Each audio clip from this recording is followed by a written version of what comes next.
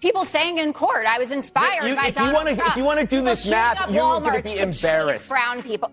According to you, I'm embarrassed every day. So frankly, I'm just feeling normal. Well, that escalated quickly. Hey guys, welcome back to the channel. Welcome back to another quick hits video where I give you my short form thoughts on breaking news and viral moments. And a clip from The Five over on Fox News is blowing up right now all across X and the other social media platforms because the main Democrat on their panel, Jessica Tarlov, who is a moderate Democrat but goes at it with the Fox hosts, clashed with the right-wing comedian and Fox host Greg Gutfeld over the question of political violence and who is really to blame and whose rhetoric is really at fault, who's worse. And I think the full segment, which of course comes in the context of yet another act of political violence, I believe this is from the left, a shooting at an ICE facility, but we are waiting for more details to come out on that. So await further confirmation. But yet another despicable act of political violence. This conversation keeps coming up, and it kind of boiled over in this segment. And I think there were interesting points to be made on both sides. So I want to go through it with you guys. Buckle up, make sure subscribe, hit the like button, yada, yada, yada, and let's take a look. But there are people in your party that have done that. Do you think that's responsible? Listen, I think that fascism and fascists is a very special category of people, and you should use it when it's really applicable and sparingly, because then people will believe you when you say it. I agree, but I think Democrats, if we're being honest, have failed to do this. They do use these words and these accusations and kind of throw them around like candy on Halloween, and that is a problem. But Jessica, I mean, she concedes that, and she is more careful in her rhetoric than a lot on the Democratic side of the aisle, for sure. And it has become too common to hear words like that, and that is a both sides problem. And last week we went through the litany of times that Donald Trump has used that rhetoric, and the fact that he came out after Charlie Kirk's tragic assassination and said the radical left did this, and then we heard a chorus of "we are at war," and that does permeate the entirety of American society, that they hear that from the top. We don't know garbage. that much. That is absolute garbage. It is. Continue. When something terrible happens, Greg, when somebody gets murdered, you are saying, "How dare you be enraged by it?" Continue. No. Well, hang on. I don't think that's what she was saying. What she was saying is that the rhetoric of blaming the whole left for this and of saying we are at war with the left is too much. I don't think she said that you can't be angry or upset about Charlie Kirk being murdered. Of course you can. That's not what she said. That felt unfair from Greg. But unfortunately, the segment only gets more heated. No, what I say is, how dare there is no, I'll give you the both. No, Jessica, I'll give you the both sides. Greg, I agree with you. There is both sides. On one hand, you have the hard left, and on the other hand, you have the left. Why are you They're the both sides of the same coin. Because you walk into this room and you're not reading it. There is no both sides. You don't have the evidence for that. That's not true.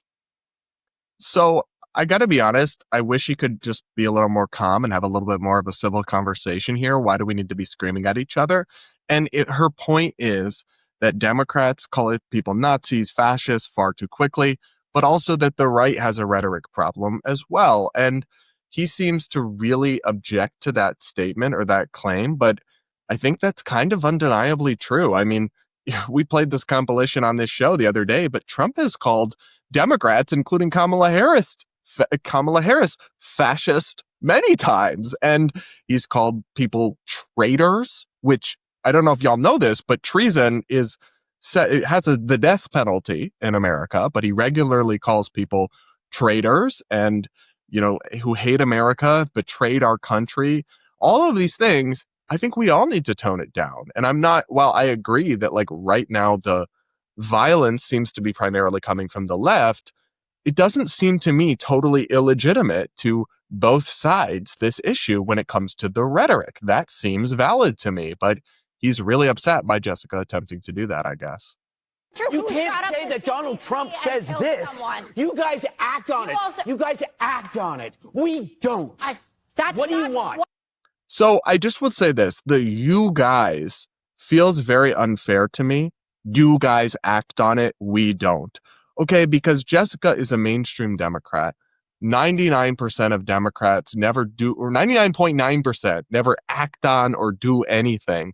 So the fact that a few crazies do, I don't think it's fair to then blame like you guys, all of them, collectivizing the same way when you have a far right person do some kind of a mass shooting or a tragedy or a horrific attack, blaming like all of MAGA would be and saying you guys did this. I would have an issue with that as well. I don't want to absolve individuals of their responsibility, you know? But what do I want?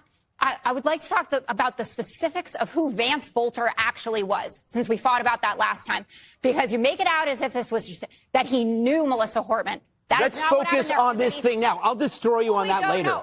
But focus on this now. You want to go back? Focus on this now. This looks like a kid that was inflamed either by the leftist cabal or maybe he used his own eyes. And maybe he saw what's going on. Maybe there are people in his community who are being picked up by people from ICE. Maybe he saw raids at Home Depot. Or maybe he did hear J.B. Pritzker. He seems like a Morning Joe viewer to me, right? Someone who had tuned in, saw Hillary Clinton, and then went out and grabbed his gun. The common denominator in all of this is that we have young men, usually young white men, who have access to these guns and are carrying out these tragedies. They are nihilists. They live online. And again, do you think it's normal that people are writing on casings anti-ICE? They think that it's a joke. You look at Tyler Robinson's text messages with his roommate and partner, it reads like a joke. They just wanted us on Fox News to have to be able to read that stuff out loud. I should say that just because if this young man who attacked this ICE facility had seen ICE raids or something he disagrees with in terms of our immigration policy, that absolutely, and Jessica, I think, would certainly agree with this, does not justify him taking this kind of vigilante action or attacking ICE officers or anything like that. But I think her point is more so that it's hard to draw any through line between Democrats calling the ICE Gestapo to this guy doing this, unless you have some proof. But it can still be true that Democrats need to chill out with the rhetoric and that it's demonizing law enforcement officers who are doing their jobs and other things. But I do think it's hard to draw any direct connection between those things. And then she also has an interesting point about how a lot of these young men who are committing these atrocities are clearly like radicalized by the internet in different ways. And I've said this before, but I really think if you have young men in your life, you should be encouraging them to spend less time online and certainly spend less time in places like Reddit and X that just turn into these dark echo chambers where radicalism and extremism fester. So I think that is definitely a common denominator here as well. And then in terms of the guns, I mean, we could get into a whole conversation about gun control, but the truth is America's going to have guns. I view that as kind of an ancillary issue to all of this. Loud. He even said it in the messages. So I get it. You're amped up. I don't think that I said anything worthy of level of explosion. Your rationalization of both sides is, you have to understand, since Kurt's death, there is no both sides anymore, Jessica. Why did the DOJ take down the study that showed how much right-wing extremism? What study was that? Which one? The one in The Economist that was sponsored by a group run by a guy in Antifa? That study that has been discredited by the Federalists? You're walking down a really bad alley right now. Federalists?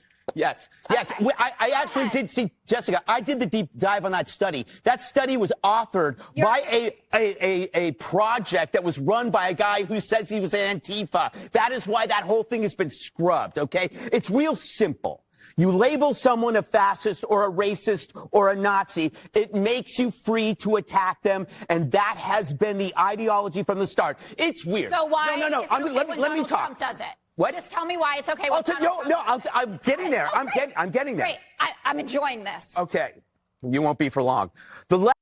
Gosh. I mean, listen, I just should pause this here and say, one of the reasons I like The Five, it's the same reason I like CNN Newsnight and a couple other shows on cable news, is because they have different voices and because they have disagreements and arguments.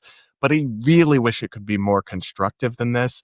And that, in particular, Greg is just like going off on her in a way that I just don't think is necessary, right? You could be assertive and assert your point of view and refute her facts without kind of jumping down her throat this much. I really do believe that. And in terms of his other point, that when someone calls you a fascist or a racist or whatever, they're saying it's okay to hurt you.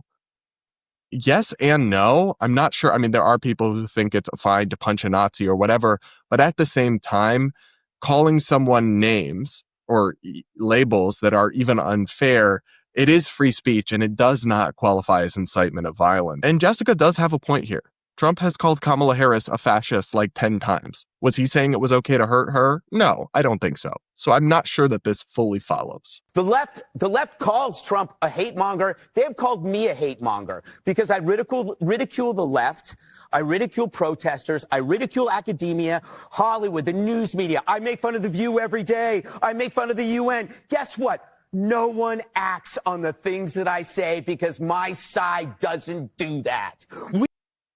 So I think there's a couple things here. To say my side doesn't do that is just like too broad a statement if you're referring to all Republicans or MAGA, because there have been acts of right-wing extremism and violence and killing of Democratic officials or assassination attempts and other things. And I think a better question is that, Gutfeld's show on Fox is watched by millions and millions and millions of people.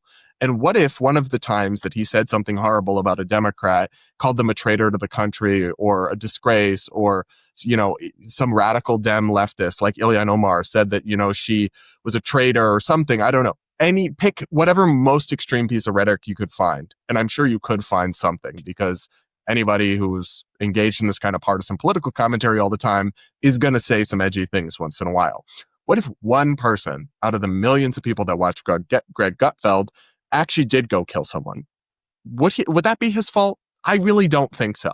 But he's kind of suggesting that when the shoe's on the other foot, it is the fault of liberals or Democrats. And I'm not sure he would want that standard applied to him if it did happen.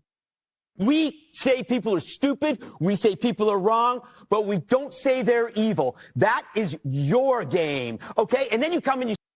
I just don't think that's really true anymore. Charles Krauthammer had a statement or a saying years ago, the famous conservative columnist who has unfortunately passed away, where he said something to the effect of, Republicans think Democrats are stupid. Democrats think Republicans are evil. And that's what I encountered early on in my career, is that people on the left would instantly think that you couldn't just disagree with them. You couldn't have a different opinion. You must be a racist, a sexist, a transphobe, a homophobe, whatever, some form of bigot, some form of bad person. And I think that's still true about a lot of people on the left.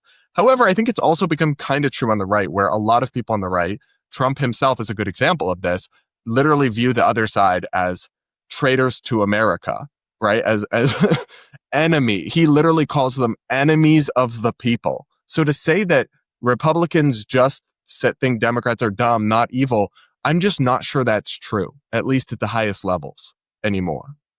Come and you say, okay, man, this is a mentally ill loner. Well, who do you think does this stuff? It's not Ben Affleck. It's not Tom Brady. It's not even Carrot Top. People who do this stuff are always that way. The question is, who points them in that direction? Why pick ICE? Why pick Kirk? Why target TV stations and put bombs under Fox trucks? Huh? Why vandalize memorials? Why kill kids in Catholic schools? Two things can be true. A person can be mentally ill, and you can be guiding him to that place in his life. That is how brainwashing works.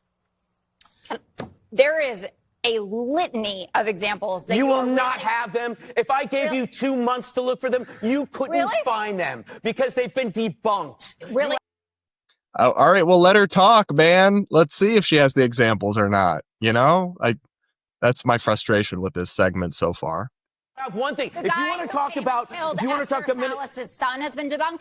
Dylan Roof has been debunked. Vance Bolter and his list of dozens. We can talk about that, but go ahead and talk about it. Okay, you want to talk about it? I do. Okay, there was not a relentless drumbeat for 10 years about his victim like there was here. There was an intent and a motive for her killing by her killer alone. It wasn't Five. It wasn't National Review. It wasn't any show going like, you know what? We need to go after this fascist. Hopefully someone will take her out. That never happened. Guys, that is why your analogy is so pointless and desperate. Pipe bombs being sent to Democrats' houses.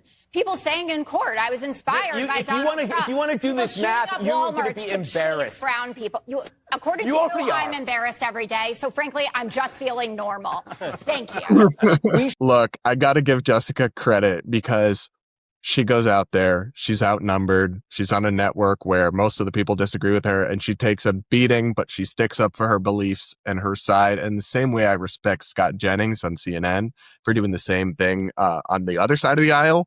I think that's a tough place to be as a media professional, but I think she does it fairly well, even though I disagree with her on a lot, obviously. And I think two things can be true, that it's not exactly a perfectly equal both sides issue. And I think there is a bigger problem with violent left-wing extremism in America right now, but also it is true that there is violent extremism on both sides, and there is rhetoric that's out of control on both sides. And we desperately need to take down the tone and temperature of our political discourse, and both sides do have a role to play in that. And it's not discounting or belittling the fact that, one side is currently facing perhaps more violence at the moment, to acknowledge also that there is room for some growth or some calming of the rhetoric and the tone across the board. That's my take, but who do you agree with in this segment that's popping off online right now?